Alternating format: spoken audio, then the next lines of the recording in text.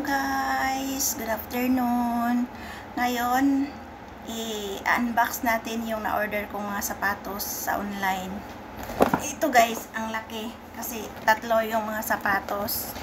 Yung ano niya, yung number niya EX5212.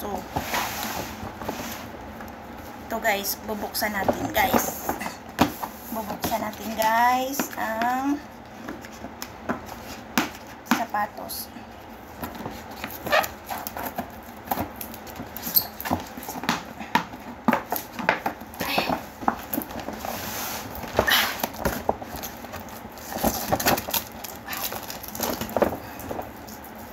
Yung in-order ko guys, ano yon, black, green, at saka white. Kung ganun talaga yung ano niya ba, sa model niya at sa totoong na-receive ko na, kung ganun ba rin ang ano niya, hitsura. Kaya ano natin guys. Ito yung black Converse. Converse guys. 395 siya noon guys. Tapos ngayon 67 na lang. Kaya bumili ako tatlo.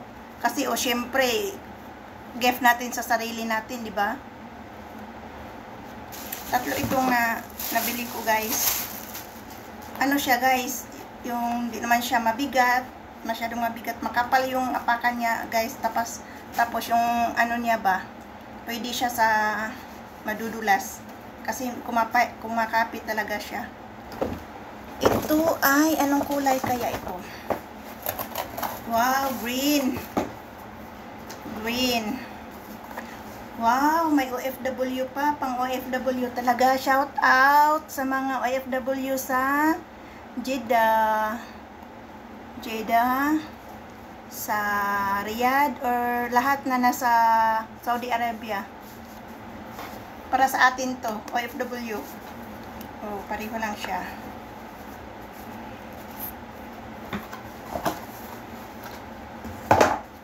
Maganda talaga siya guys.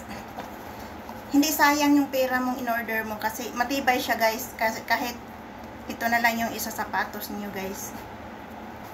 Maganda. Ito ay ang puti. Wow.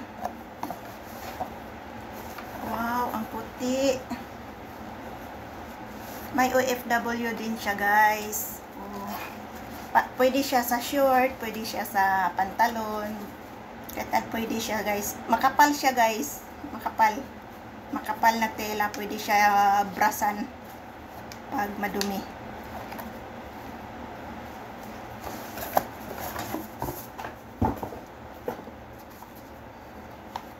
Kahit magpadala kayo ng pera sa pamilya nyo guys, magtira din kayo para sa sarili nyo guys, kasi hindi naman maano yung magtatrabaho, hindi madali, pagod, gutom.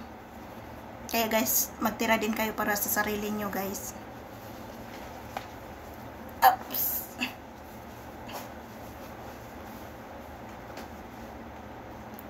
Ano talaga siya guys, kasi itong size na to 37, kasi yung mga sizes ko noon 36, masikip na, sakit sa paa, kaya nag-order ako ng mga 37. Kasi talaga ang 37 guys. Halos nga wala na siyang allowance. Lumaki yung paa ko guys, pero yung katawan ko hindi tumaas. Hindi. Yung paa lang. Maganda siya guys. Diba? May ano din sila nito guys, may high cut, pero ayaw ko yung high cut, ganito yung gusto ko.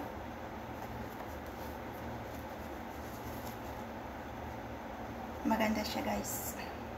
Piniplex ko lang sa inyo para baka mag-order kayo ng ganito. Huwag kayo mag-order ng ibang ano, kasi mga scammer din yung iba. Hindi yun yung in-order mo, pagdating sa inyo hindi yun ang in-order nyo. Na ano na ako noon. Kaya dito lang ako mag-order sa KSA. Dito lang sa Saudi talaga. Kasi legit talaga sila guys. Legit sila. May tapatos na ako. Gift sa sarili.